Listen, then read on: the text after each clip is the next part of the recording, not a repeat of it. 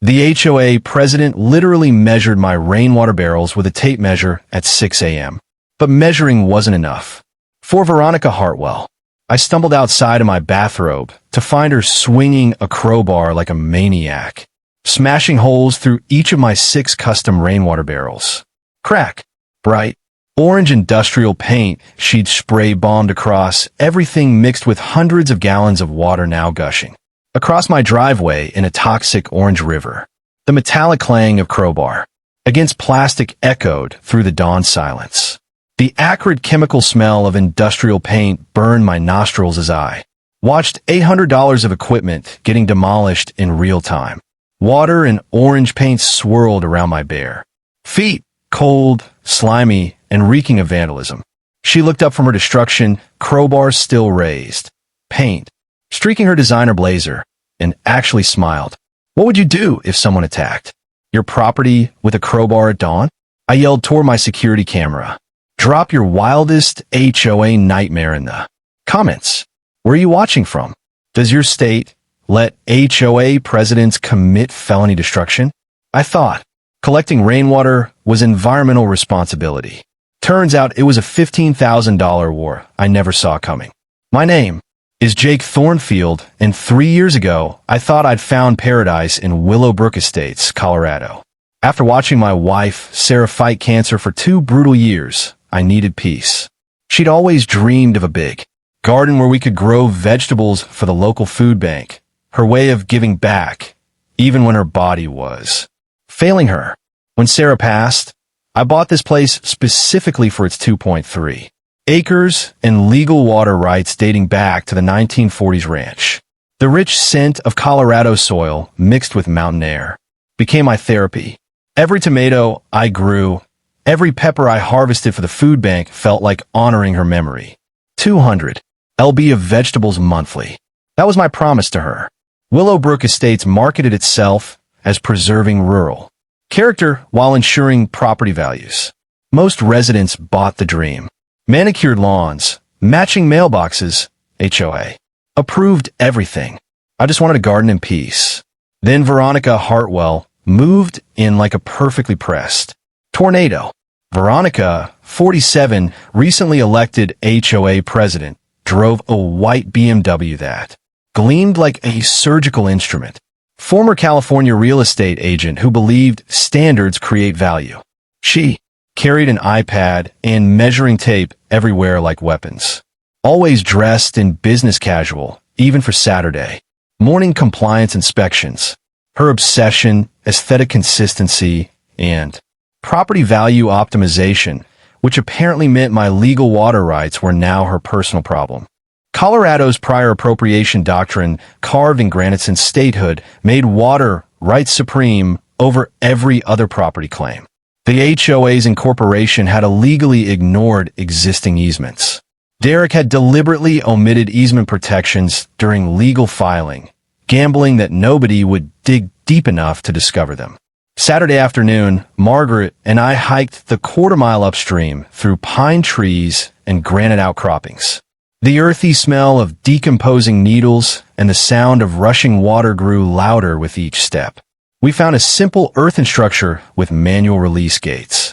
Nothing fancy, just 2 concrete channels controlled by hand crank steel wheels green with decades of neglect. Standing on the dam's concrete spillway, I felt the deep vibration of 2.8 million gallons pressing against century-old engineering. The power thrummed through my boots like a massive heartbeat.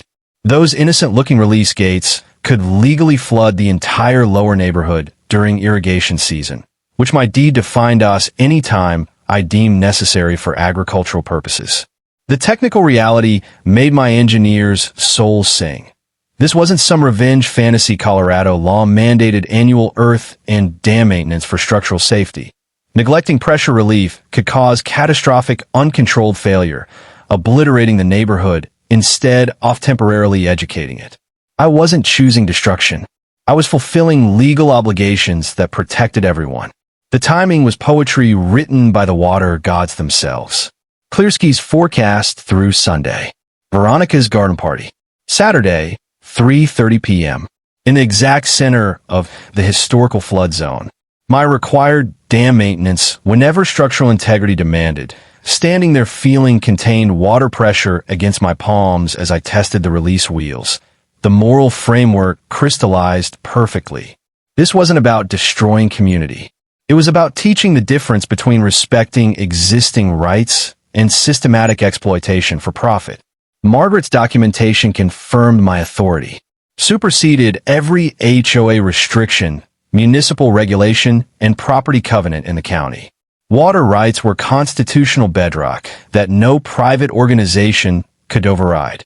The delicious irony almost made me laugh out loud. Veronica had weaponized water regulations against me while her entire development empire floated on water I controlled. Tomorrow's investor presentation promised exclusive lakefront opportunities to people standing in a floodplain I could activate with a simple wheel turn. She'd picked the wrong neighbor to mess with.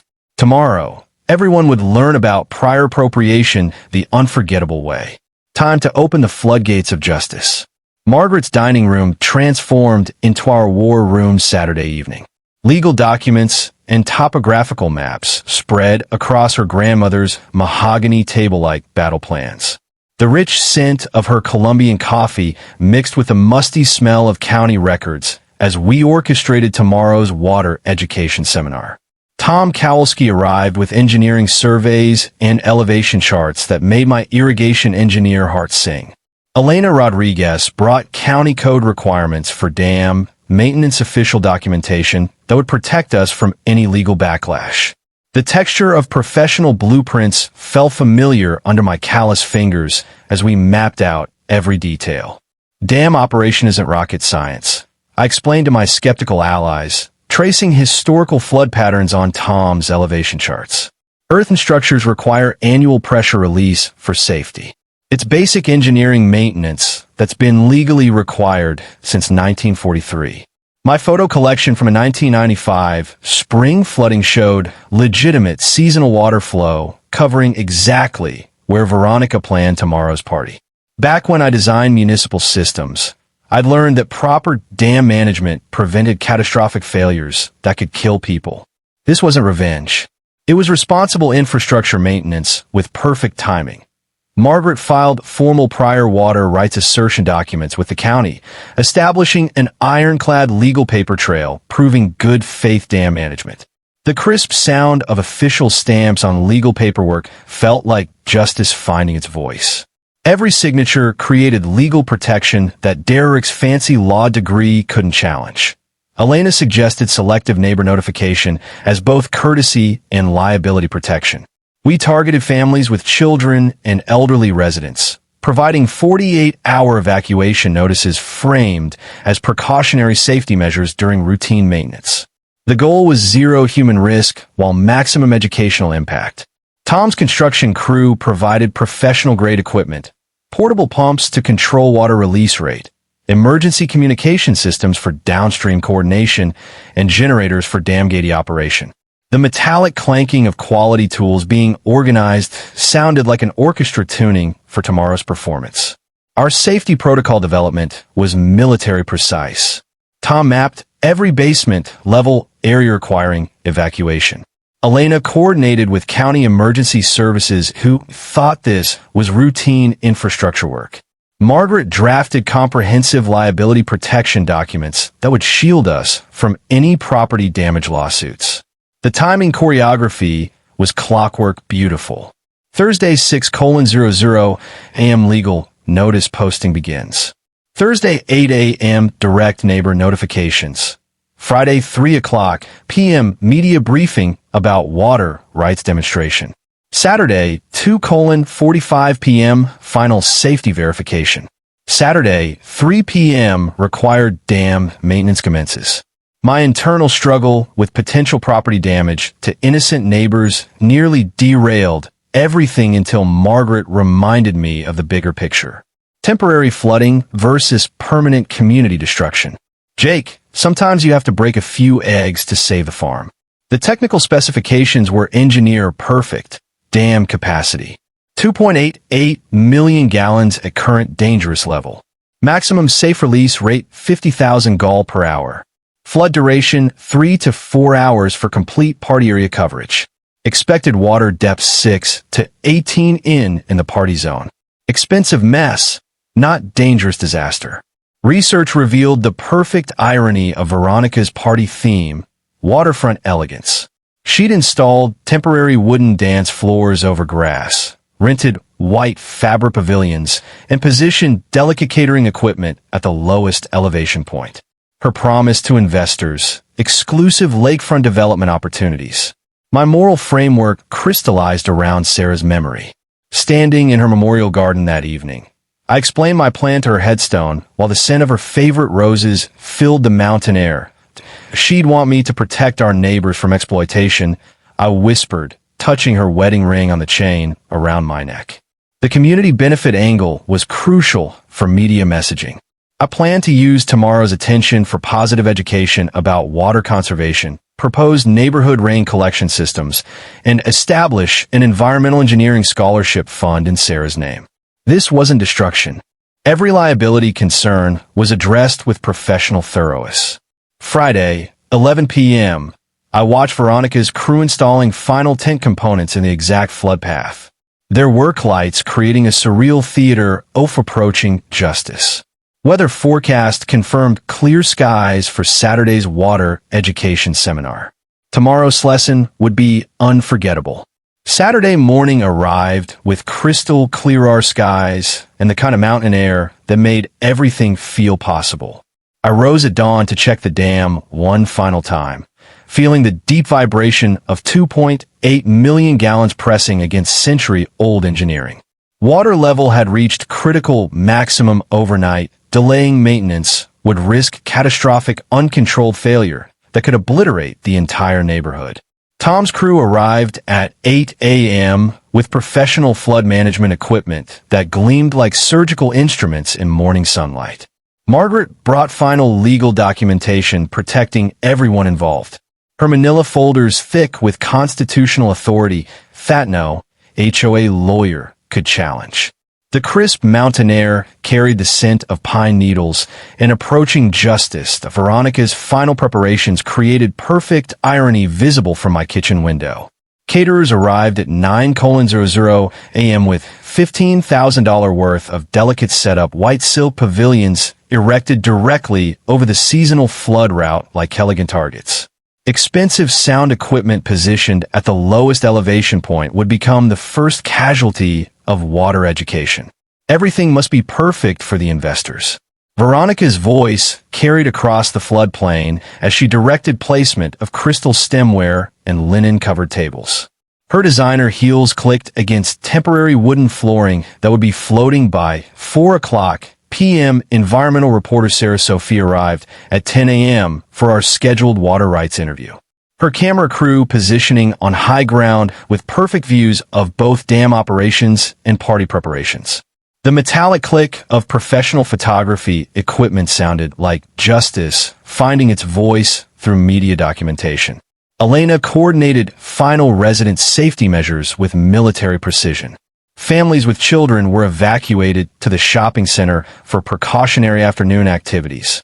Elderly residents moved to the community center for emergency preparedness demonstrations. Tom posted volunteers at key observation points with radio communications linking every position. Margaret's legal documentation was bulletproof. Final papers filed with county authorities established my complete protection from liability while confirming required dam maintenance. Sheriff's Department acknowledged legitimate infrastructure operations. Every possible legal challenge had been anticipated and neutralized with constitutional bedrock. Professional flow meters installed overnight would document controlled release rates for any future legal proceedings.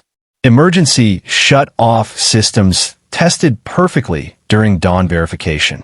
Medical personnel staged at the community center stood ready for potential injuries, though flood depth would barely reach adults' knees. The ironic timing coordination was poetry in motion. Veronica's investor presentation, 4 to 5 p.m., featuring waterfront development opportunities. My dam maintenance window, 3 to 6 p.m., for required pressure relief. Perfect overlap for maximum educational impact about who really controlled neighborhood water resources. Derek's final desperate gambit arrived at 1 p.m., an emergency court order that turned out to be completely fabricated. No judge was available Saturday, and legitimate courts don't issue restraining orders against constitutional water rights anyway. His expensive legal education apparently never covered the difference between real authority and wishful thinking. The community gathering momentum was beautiful to witness. Neighbors began arriving at observation points by 2 p.m. mixture of supporters wanting to see justice and concerned residents needing education about water law. Local environmental groups documented this historic enforcement of prior appropriation doctrine with professional enthusiasm. Sensory details intensified as 0 hour approached. String quartet tuning instruments in the pavilion below created haunting melodies that would soon be drowned by rushing water. Expensive catering aromas mixed with mountain air, while champagne glasses were arranged in precise rows across the flood zone. Sunlight glinted off crystalline silver like diamonds marking targets. County Inspector Martinez provided final technical authorization at 2:45 p.m. Dam structure requires immediate pressure relief for public safety, he announced to gathered media. This is required maintenance, not optional property management. His official statement would protect us from any subsequent legal challenges. Standing at those manual release controls, feeling Sarah's wedding ring on the chain around my neck, the moral framework was crystal clear. This was revenge. It was education about respecting existing rights while fulfilling legal obligations that protected everyone's safety. Margaret's conversation with Martinez confirmed what my engineering background already knew. Earth and dams need annual maintenance cycles to prevent catastrophic failure. The alternative to controlled flooding was uncontrolled dam collapse that would destroy lives instead of just expensive part equipment. Reporter Sophia's interview captured the perfect soundbite. Water law protects communities from exploitation by establishing constitutional priorities that no private organization can override. Technical education wrapped in accessible language for viewers who'd never heard of prior appropriation doctrine. Final countdown began with military precision. 2:55 p.m. All safety systems confirmed operational. 28 p.m. last visual confirmation of Veronica greeting Denver investors in the flood zone below. 2:59 p.m. My hands steady on century-old release controls that would teach everyone about real water pressure. At exactly 3 p.m., I began to require dam maintenance that would change everything. 3 p.m. exactly. It turned the professional release valves with ceremonial precision. The metallic grinding of century-old steel echoing across the valley like a church bell announcing justice. 50,000 gal-hour began flowing downstream with a deep rumble of controlled power that made my engineer's soul sing. Reporter Sophia's camera captured both the technical operation and the approaching wall of mountain water with professional clarity. Beginning required dam maintenance for structural safety, I announced in her microphone, my voice steady as granite. This is legally mandated infrastructure work, not personal retaliation. 3:15 p.m. party guests noticed unusual water sounds approaching through pine trees, their champagne conversations pausing as the distant rumble grew louder. Veronica dismissed concerns with nervous laughter that carried across the floodplain. It's just the decorative fountain system cycling. Nothing to worry about, gentlemen. Denver investors admired what they assumed were enhanced water features. While Veronica's presentation continued in the pavilion, Tom spotters radioed from observation points. Water entering floodplain right on schedule. Depth increasing steadily. 3:20 p.m. First water reached the party area as a gentle stream around pavilion edges. The crystalline mountain flow creating temporary creeks through manicured grass. Caterers noticed dampness under expensive buffet stations, their white uniforms absorbing moisture from rising groundwater. The string quartet continued playing Mozart while water lapped at instrument cases like an incoming tide. Veronica remained in complete denial, her voice rising an octave. Minor irrigation overflow, Absolutely nothing serious. The water features are simply more robust than expected. 3:25 p.m. water depth reached 4 in throughout the party area with the inevitability of natural law. White silk pavilion draping began wicking moisture upward, creating abstract watercolor patterns as expensive fabric absorbed flood water. Investors lifted their Italian leather shoes, asking pointed questions about evacuation procedures, while Veronica frantically dialed Derek. "Stop this immediately," she screamed into her phone, her perfectly applied makeup beginning to streak in the humidity. "This is deliberate terrorism, not maintenance." 3:30 p.m. the flood arrived in earnest as water depth hit 8 in and continued rising steadily across the entire party zone. Catering tables began floating like elegant boats. $15,000 of gourmet spread scattering across the floodplain. Sound equipment sparked and failed with electrical pops that punctuated Veronica's escalating panic. Guests fled higher ground in their designer clothing. Champagne glasses abandoned in rising water that reflected party lights like scattered diamonds. The scene was simultaneously beautiful and satisfying, nature reclaiming artificial elegance with constitutional authority. 3:35 p.m. reporter Sophia provided live narration off water law enforcement in action, her professional voice capturing the historic moment for posterity. What we're witnessing is the enforcement of century-old water rights that supersede all private property agreements, including HOA covenants. The camera captured Veronica standing ankle-deep in floodwater, screaming at departing investors who were more interested in dry land than real estate opportunities. Her white blazer was soaked, her designer heels ruined, her entire development scheme drowning in mountains now melt. 3:40 p.m. I arrived at the flood observation point with a megaphone providing calm, educational commentary to the gathered crowd of 50 neighbors. TSIS controlled maintenance of critical infrastructure. My voice carried across the water with engineering authority. The alternative would be catastrophic dam failure that could destroy our entire community. Margaret stood beside me with legal documents proving absolute constitutional authority, her presence radiating legal confidence that no amount of HOA harassment could challenge. Tom supervised emergency equipment, while Elena coordinated with county officials who confirmed this was legitimate infrastructure work. 3:45 p.m. The confrontation everyone had been waiting for. Veronica stormed uphill toward us, soaking wet and furious beyond rational thought, her carefully constructed facade dissolving like her expensive makeup. Derek followed with useless fake legal papers, both of them creating perfect visual metaphors for corrupt authority meeting constitutional bedrock. Live media coverage captured the historic moment. HOA president versus constitutional water rights holder, with 50 witnesses and professional documentation proving who really controlled neighborhood resources. "You've destroyed everything," Veronica shrieked, water dripping from her ruined clothing. "This is criminal terrorism, ma'am," I replied with engineering calm. "This is required dam maintenance, perfectly legal under Colorado constitutional law." Derek waved his worthless papers like surrender flags.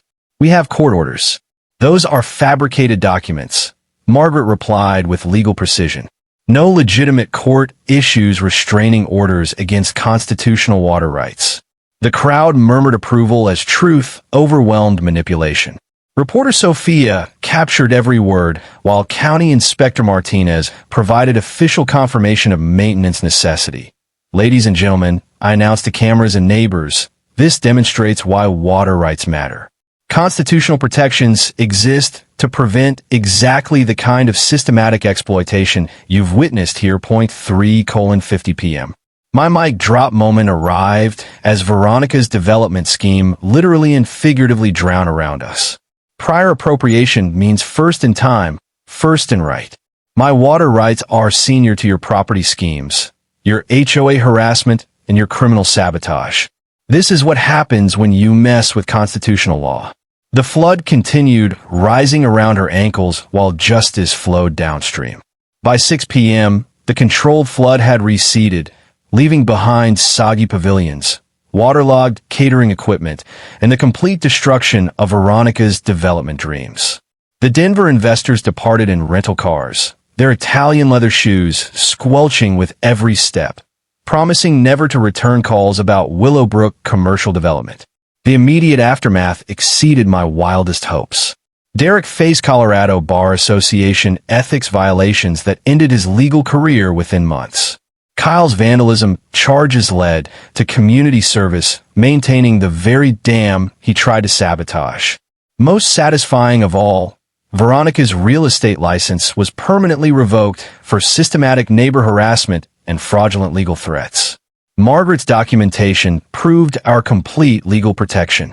Every action had been constitutionally authorized, properly noticed, and professionally executed. County officials praised our exemplary infrastructure maintenance that prevented catastrophic dam failure. Insurance companies paid flood damages without question since we'd followed all requirements perfectly. The community transformation was revolutionary. Within 2 weeks, 17 neighbors filed harassment complaints against the HOA, leading to complete board restructuring. Tom Kowalski became president on a platform of constitutional rights and community protection. Elena Rodriguez serves as secretary, ensuring all future votes meet proper legal standards. Margaret established the Willowbrook Constitutional Rights Clinic in her dining room, offering free legal assistance to neighbors fighting HOA overreach. Our case became the gold standard for property rights protection, with lawyers from 3 states studying our documentation methods. The environmental legacy honors Sarah's memory perfectly. Colorado State University partnered with us to create the Sarah Thornfield Water Rights Education Center, where engineering students study constitutional law applied to community protection. The scholarship fund has already supported 5 students committed to defending water rights from exploitation. 6 months later, Veronica appeared at my door, humbled, bankrupt, working at a garden center after losing everything to her own greed. "You saved me from becoming a monster," she said quietly. "Thank you for stopping me before I destroyed more lives." Even former enemies can find redemption through constitutional education. The ripple effects continue spreading nationwide. Our story inspired communities across America to research their own rights and resist systematic harassment. Legislative hearings cited our case when strengthening property owner protections. 5 states introduced prior appropriation protection acts preventing HOA interference with constitutional rights. Today, my garden produces over 400 pounds of vegetables monthly for the food bank. Sarah's dream off feeding families in need, flourishing beyond her wildest imagination. Every tomato grown, every pepper harvested proves that protecting individual rights strengthens entire communities. The dam requires annual maintenance, now performed with community celebration rather than resistance. School children visit during field trips, learning about water cycles, constitutional law, and how individual courage protects Severion's freedom. The floodplain has become an outdoor classroom where democracy demonstrates its enduring power. But this story isn't unique across America. Ordinary people face similar battles against petty tyrants drunk on imaginary authority. Next week, I'll share Maria's story about how she used adverse possession law to reclaim her stolen driveway from an HOA that thought property theft was legal. Spoiler alert, constitutional law has some beautiful surprises for bullies who don't do their homework. Standing in Sarah's memorial garden tonight, watching stars emerge over the Rocky Mountains, I feel her presence in every growing thing around us. We protected our community, honored constitutional law, and created institutions serving future generations. Water always finds its level. So does justice. And sometimes both arrive with the unstoppable force of natural law, washing away corruption to nourish new growth. Drop your wildest HOA nightmare in the comments below. Let's see who's fighting the most ridiculous petty tyrants. Your story might be featured in an upcoming episode.